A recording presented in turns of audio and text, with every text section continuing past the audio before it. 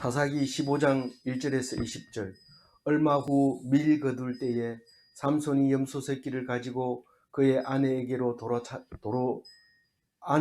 찾아가서 이르되 내가 방에 들어가 내 아내를 보고자 하노라 하니 장인이 들어오지 못하게 하고. 오늘 삼손을 읽으면서 이 삼손같이 이 개망나니 같은 사람이 동네에 있으면 참 골치 아프긴 하겠다, 그런 생각을 하게 됩니다. 그런데 하나님은 그걸 쓰셨다고 얘기를 하고, 하나님이 그것을 통해서 유대 백성, 이스라엘 백성도 참 머리 아팠지만은, 그러나 그보다 더 중요한 것은 이 블레셋 사람들이 가나안 사람들을 함부로 대하지 못했다는 거죠. 이 사람 때문에. 옛날에도 그런 동네에 그런 사람이 있습니다.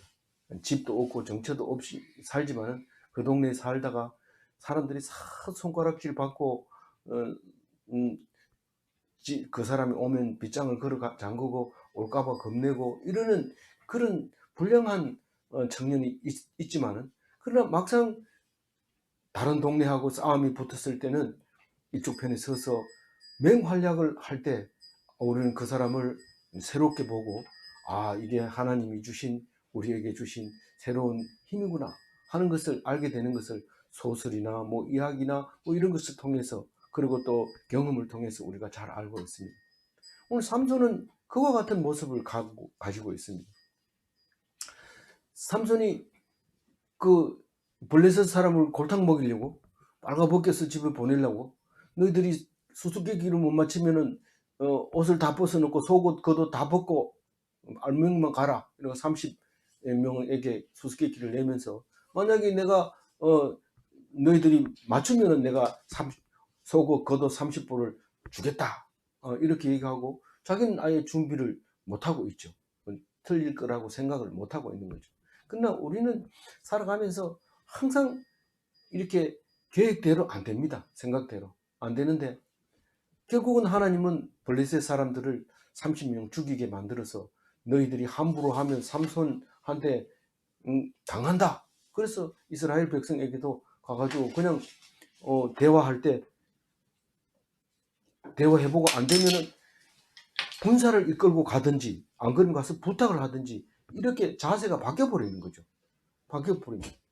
근데 사실은 나중에 이 사람, 삼손이 힘을 쓸 때만 우리가 우리 그 사람을 새롭게 봤다 이렇게 생각할지 모르지만, 사실 우리는 이런 사람을 보면 제일 우리에게 하나님이 이런 사람을 줄 때 우리는 무슨 생각을 합니까?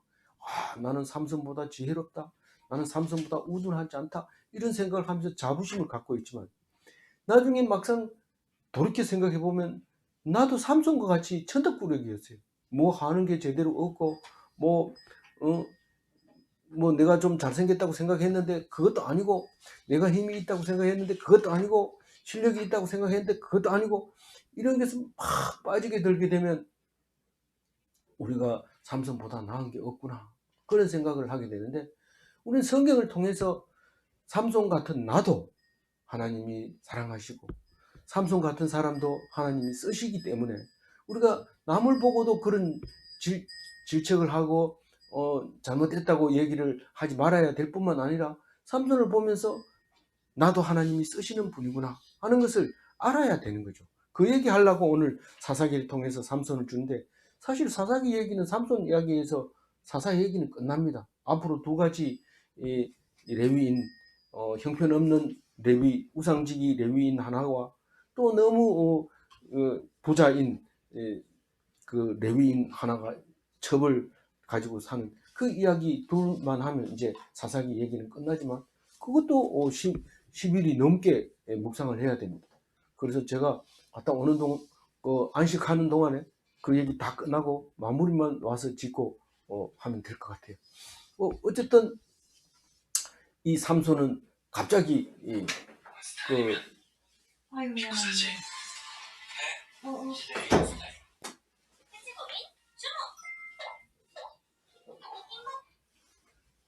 어, 30명을 죽이고 또 얼마 있다가 객기를 발동이 하게 되는데, 언제냐 하면 밀추수할 때입니다. 객기가 뭐냐 하면, 이거 볼레셋 사람들 마음에 안 들어. 한번 혼내줘야 되겠어. 이런 생각이 들었던 거죠. 밀추수할 때는 이 굉장히 밀보리 이런 것들이 늙어가지고 바짝 말라가지고 굉장히 화재가 나기가 쉽습니다. 미국 LA에 가도, 우리 LA가 여름에 딱 갔는데 그 정원에 가든에 그 풀이 그러니까 가을 농같이 바짝 말라가지고 바짝 서 있어요. 그러면 그 앞에 딱지를 딱 갖다 붙입니다. 소방서에서 와가지고 이거 빨리 안 베면 화재 위험하기 때문에 빨리 베세요. 이러고 딱지 붙인대. 그러면 본인들은 바빠가지고 못 빼니까 전화하면은 가드너가 와가지고 싹 깨끗하게 치워주고 갑니다. 만약에 그렇게 안 하면 불금이 바로 날아와서 이제 혼나게 되는데, 이 여름철에 불이 잘 나죠. 특히 LA 같이 건조한 날씨에는 불이 잘 납니다. 걷잡을 수 없이 타는데, 거기 유칼립투스라고 하는 나무는 기름기가 있어가지고 불 붙어놓으면 잘 탑니다. 우리나라는 그때 녹음이 우거져가지고 물이 잘 안 탑니다. 습도가 높은 데다가 전부 푸른 물을 머금고 있기 때문에 잘 안 타는데, 이게 지금 이제 밀추수 때 익은 곡식은 불조심해야 됩니다. 그래서 여름에는 보통 부치게 잘 안 부쳐 먹습니다. 왜냐하면 불날까봐 겁이 나서 잘 안 부치고, 그래서 비가 올 때, 그럴 때는 들앉아가지고 부치기 붙여가지고 막 맘 놓고 불이 타든지 말든지 우선 먹고 보자 이러고 막 먹어도 괜찮습니다. 근데 안 그럴 때는 굉장히 위험하기 때문에 어른들한테 혼납니다. 지금 어디서 이렇게 하느냐. 왜냐하면 지붕도 초가집이고 뭐 온통 다 지프로 만들어져 있기 때문에 한번 붙어놓으면 아주 머리 아프죠. 다 타버리죠.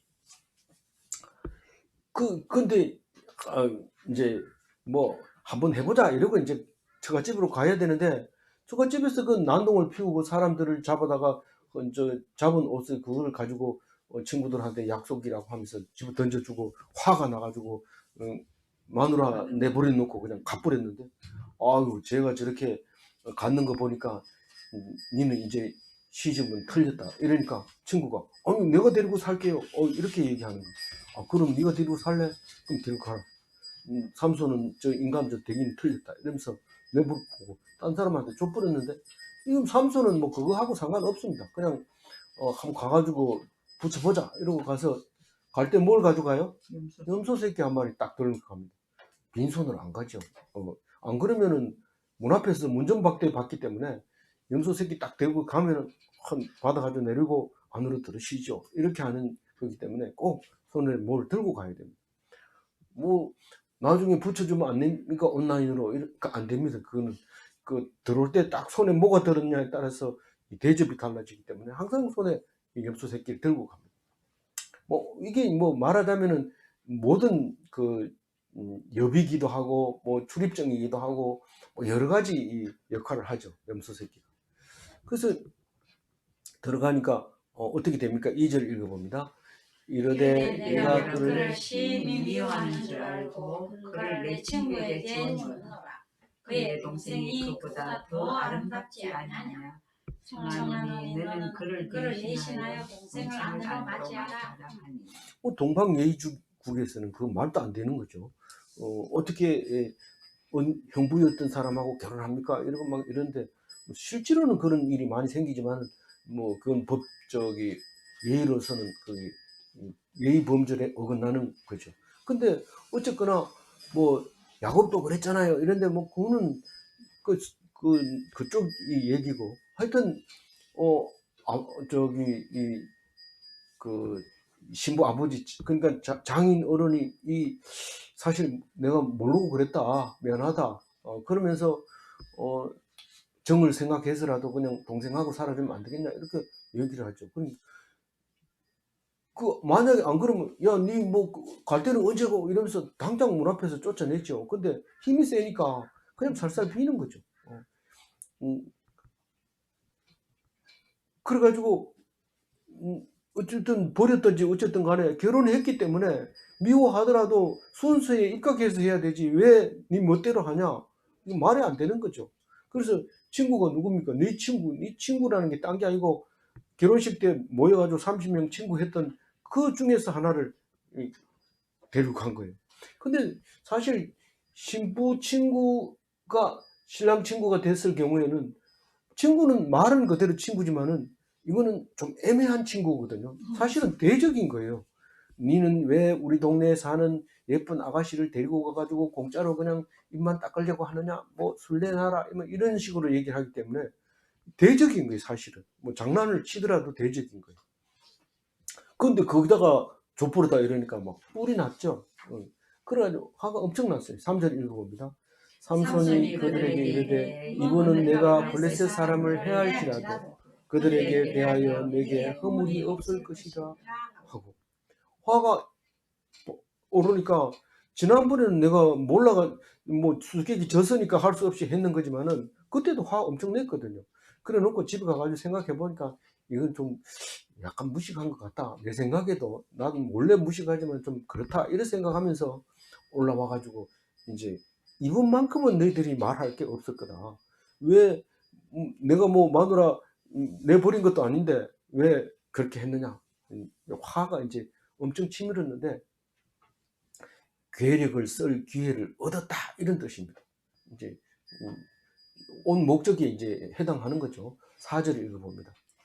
삼손이 가서 여우 300마리를 붙들어서 그 꼬리와 꼬리를 메고 회를 가지고 그 두 꼬리 사이에 한 회를 달고 이 여우 150쌍을 잡았어요. 잡아가지고 이제 꼬리를 묶어가지고 불을 붙이면 놀래가지고 도망가면서 이리 뛰고 저리 뛰고 하는데 이쪽으로 후리고 저쪽으로 후리가지고 그 밭으로 들어가게 했는데 아 그게 말이 됩니까?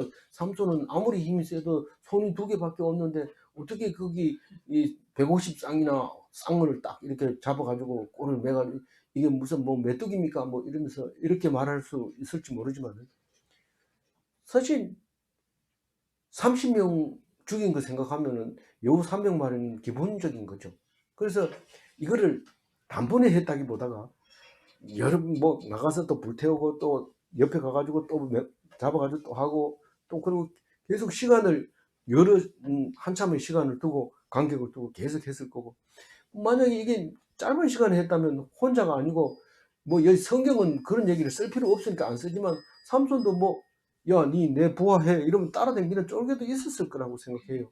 그래 붙들고 같이 이렇게 해가지고 150쌍을 농장에다 넣어가지고 훼손하는데 뭐 그때 당시엔 불이 제일 무서운 거죠.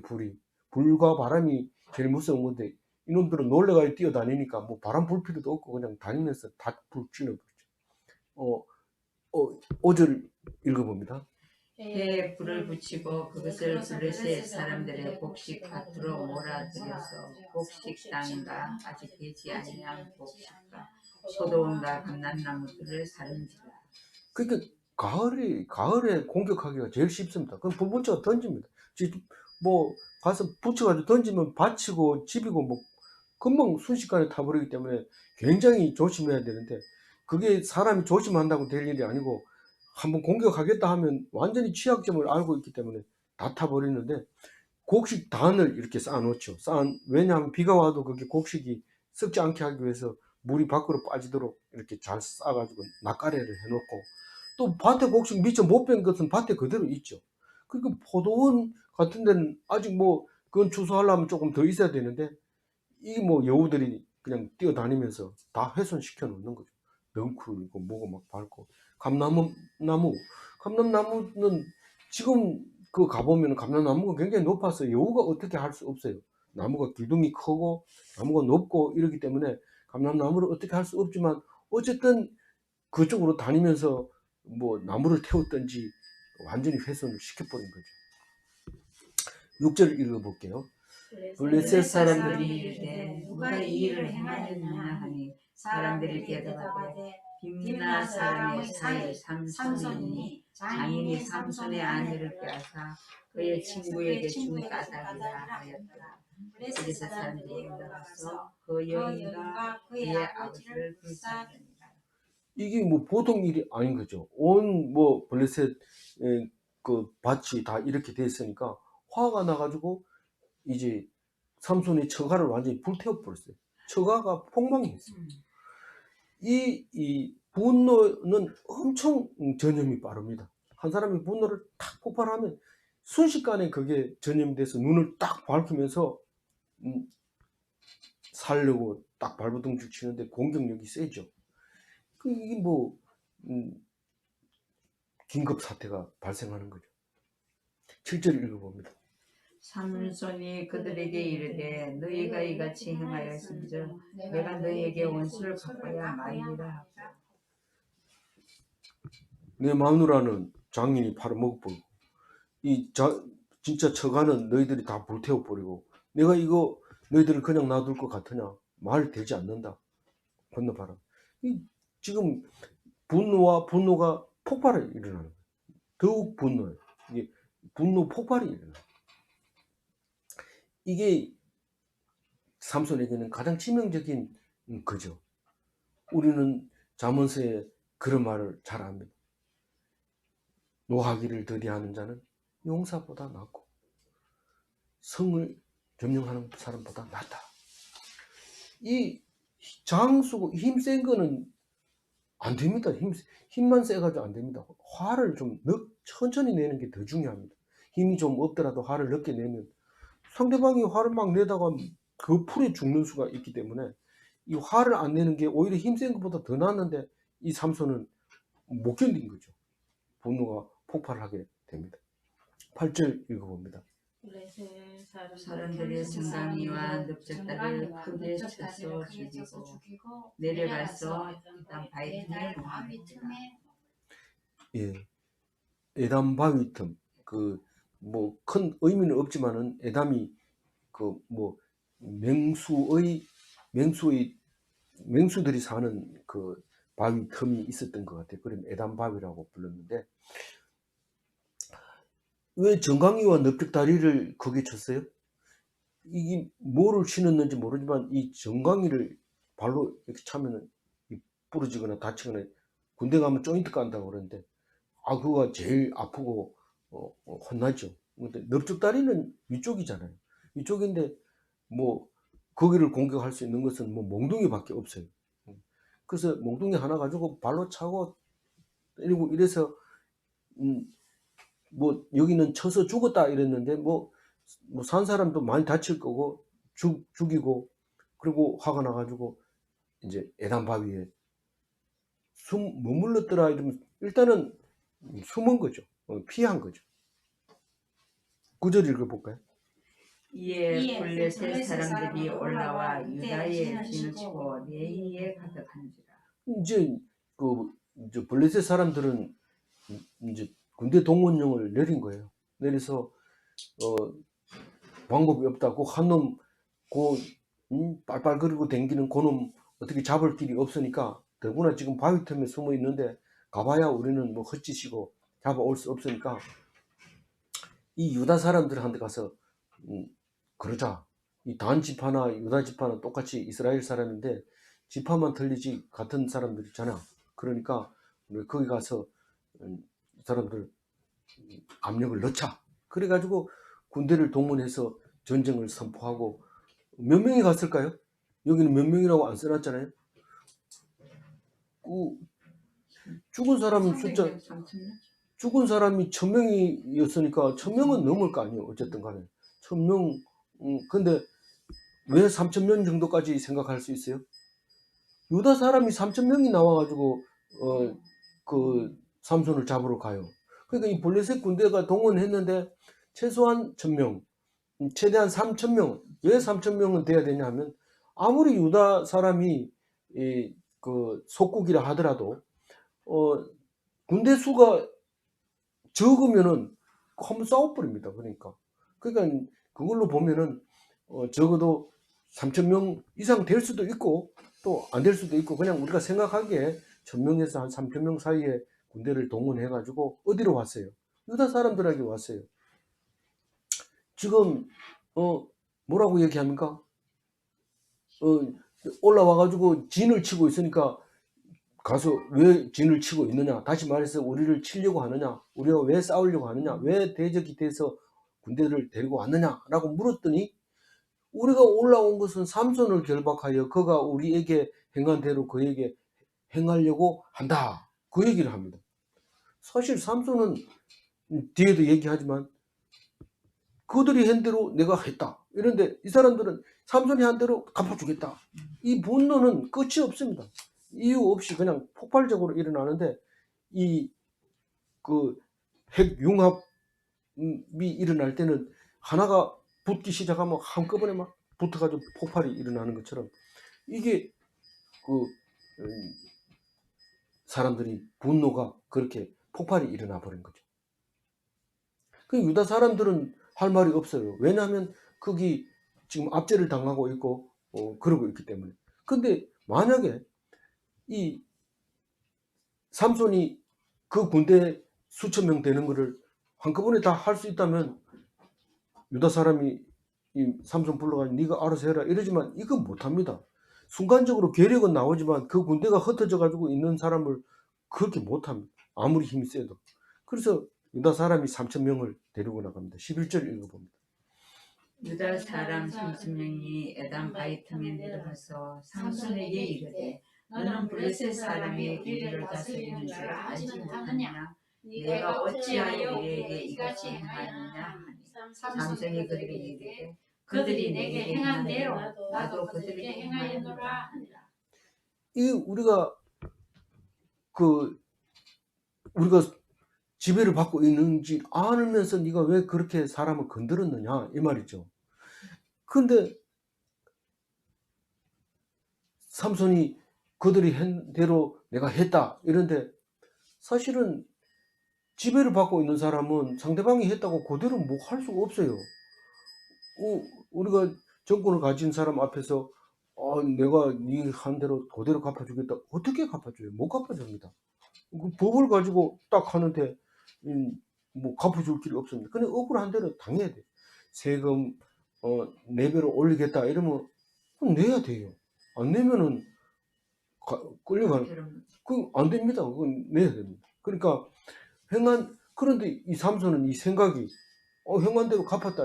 원래는 아예 블레셋을 제압을 해야 되죠. 근데 제압을 하는 게 아니라 자기 힘을 그냥 사용한 거죠. 그러니까 이걸 등급을 떨어뜨려 주는 거죠. 그래서 그러면 안 되는데 네가 했다. 이제 유대 사람들이 그런 얘기를 하는 거죠. 삼손 입장에서는 너는 그런 사람 우리하고 그 사람들이나 우리가 더 낫지 그 사람보다 못합니까?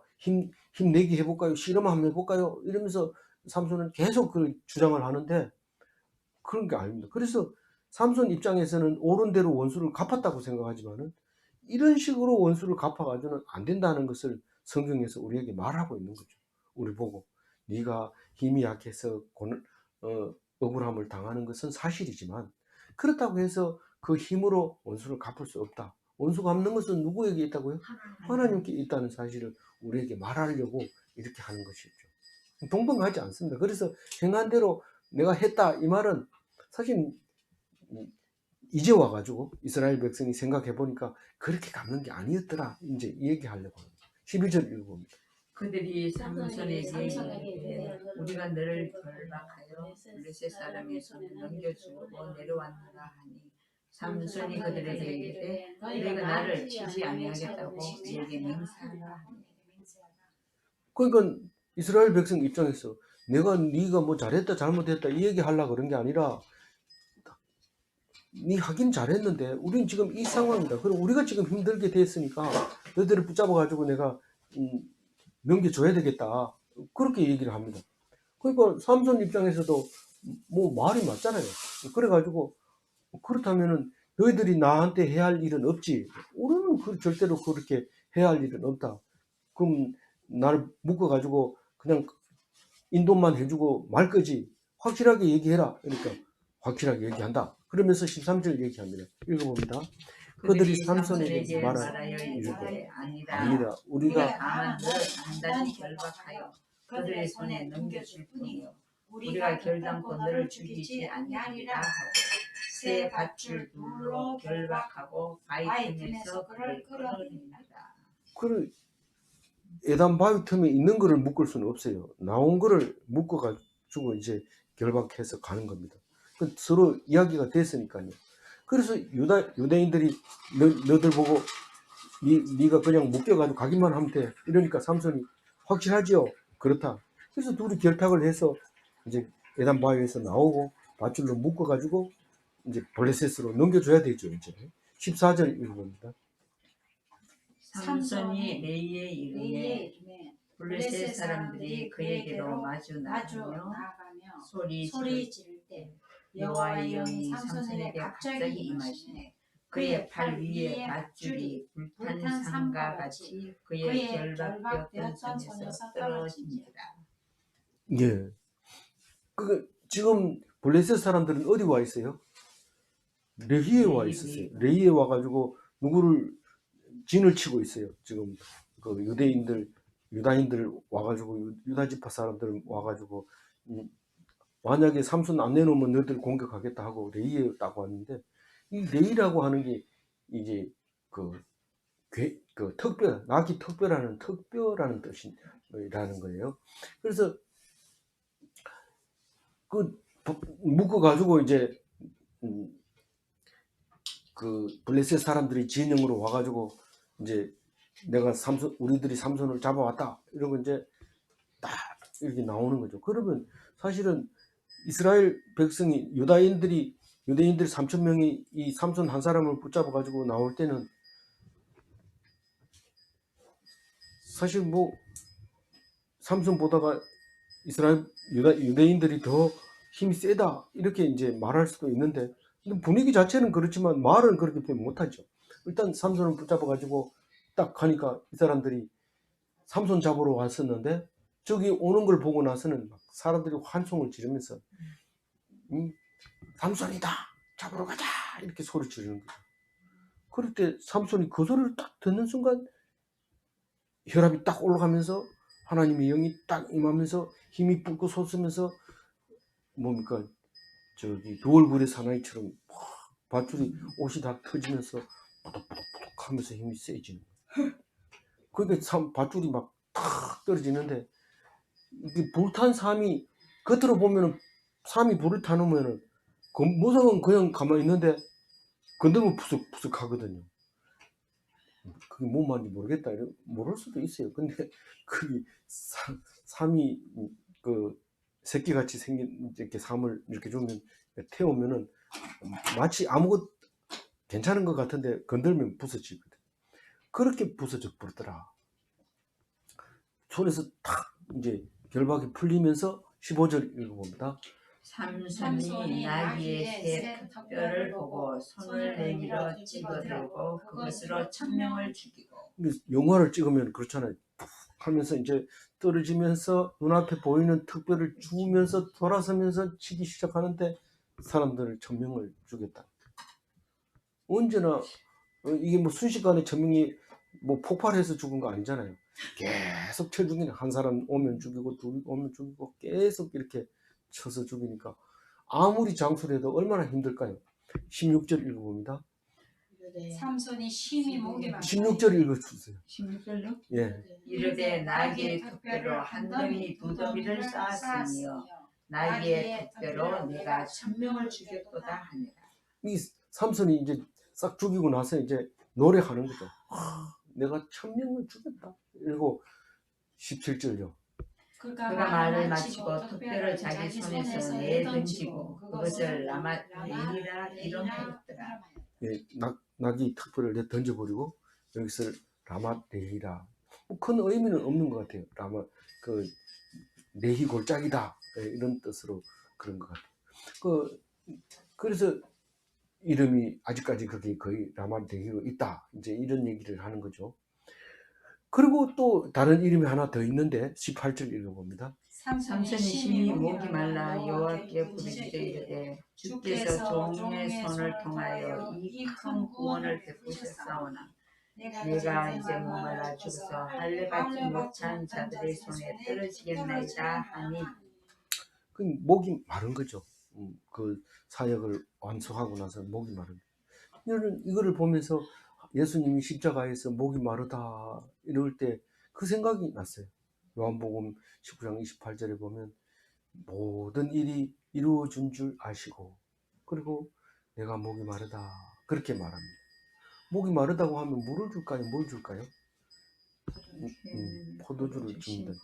예, 신 포도주를 그것도 해면에 스폰지에 그렇게 해가지고 우슬초에다가 왜 우슬초에다 매야 될까요? 그거는 다른 의미도 있겠지만 지금 우리는 잘 몰라요. 1차 독자들은 그게 잘 알지만 우슬초는 원래 정결수를 찍어주고 바를 때 주는 건데 거기다 해가지고 하나님 입에 대게 됩니다. 원래 예수님은 내가 하나님 나라가 임할 때까지 포도에서 난 건 먹지 않겠다 그랬는데 요한복음에서만 유별하게 예수님이 포도주를 입에 받으시고 이럽니다. 입에 대니 받으시고 이렇게 말씀하십니다. 그러니까 천국에 하늘나라에 임했다, 하늘나라에 가셨다 그렇게 이해하도록 말씀을 만들어 놓은 거죠. 사역을 마치면은 항상 목이 마릅니다. 열심히 사역하다가 목이 마르는데 그래서 19절 읽어봅시다. 하나님이 애에서 한 우묵한 곳을 터뜨리시니 거기서 물이 솟아 나오는지라 삼손이 그것을 마시고 정신이 회복되어 소생하니 그러므로 그 샘의 이름을 에나고레라 불렀습니다. 그 샘이 오늘까지 내리에 있더라. 이 우물을 만드는데 무슨 지팡이를 갖다 댄다든가 이런 거 하지 않고 그냥 소리치면서 내가 죽게 됐습니다. 물이 필요합니다. 하나님한테 소원 불을 얘기하는 건 아니지만 주께서라고 얘기를 함으로써 이게 1인칭을 2인칭을 안 써서 그렇다 이래서 이렇게 말을 하고 있지만 어쨌든 그 물이 하나님께서 주시는 물인데 그걸 먹고 소생하게 됐는데 그것을 에나코레라 한다 그렇게 말하고 있습니다. 에나코레가 뭡니까? 사람을 살리는 물 이렇게 생각하고 있는 거죠. 그래서 그 말은 모르지만 에나코레는 안다. 마지막 절 20절 읽어봅니다. 블레셋 사람의 때에 삼손이 이스라엘의 사사로 20년 동안 지냈더라. 어떻게 이 이스라엘 백성의 사사, 그러니까 재판관도 되고 통치자도 되고 그랬을까? 이 무식한 사람이 힘이 있으니까 힘으로 그냥 통치를 했어요. 언제 그랬어요? 왕이 없으므로 왕은 힘이 없어도 됩니다. 지혜만 있으면 왕이 됩니다. 물론 역대 왕들은 싸워가지고 나라를 빼앗은 다음에 왕이 되는 수가 많지만은 그 아들은 또 연약해도 왕을 할 수 있잖아요. 근데 왕은 지혜가 있으면 되지만 그 삼손은 그 힘으로 이스라엘을 다스리고 다른 나라가 못 들어오도록 했다 하는 건데 이 이야기를 삼손 이야기 끝에 가서 또 한 번 더 합니다. 삼손이 마지막 사적은 20년 사사로 지낸 거다. 사적 해놓은 건 없지만 20년 사사는 확실하다. 이런 얘기를 이제 16장 마지막 절에 가서 그 얘기를 합니다. 오늘 11절 가지고 제가 정리를 하겠습니다. 그들이 내게 행한 대로 나도 그들에게 행하였노라. 이 말씀은 사사시대에는 원수를 힘으로 갚았습니다. 근데 우리는 지금 현재 원수 갚으려면 어떻게 해야 돼요? 원수 갚는 건 하나님께 있고 그리고 원수를 이기는 방법은 예수님이 믿음으로 말미암아 내가 죽어서 많은 사람을 살리는 그래서 내가 죽음으로써 영원히 죽지 않는 그 승리가 우리의 승리다 하는 것을 생각할 때 내가 힘은 있긴 있는데 무식하게 삼손처럼 하지 않을까 이걸 생각해 보라고 주신 건데, 삼손은 참 어리석어 이런다든가, 또 삼손의 힘을 나에게도 주옵소서 이런다든가, 그렇게 하지 말고 이렇게 하면 이렇게 하나님의 없을 때, 왕이 없을 때, 하나님이 없을 때 하는 것이구나, 이렇게 생각하면서 오늘 또 말씀 가지고 승리하시는 하루 되시기 바랍니다. 기도하겠습니다. 하나님 감사합니다. 삼손을 통해서 이스라엘 백성도 힘이 세서 다른 대적들에게는 든든한 아군이지만 그 안에서도 여러 가지 불편한 게 많았습니다. 대적 블레셋에서는 함부로 이스라엘을 넘보지 못하게 하는 귀한 힘이었고 이스라엘을 보호해주는 힘이었지만, 우리는 삼손처럼 힘으로 원수를 갚지 말고 오직 예수님처럼 내가 죽어서 영원한 승리를 얻을 수 있도록 주님 나를 쳐서 복종하게 하여 주시옵시고, 오직 주님만 의지하는 하나님 백성 되게 하여 주옵소서. 감사하옵고 우리 주 예수 그리스도 이름으로 기도 올리옵나이다. 아멘. 예, 감사합니다.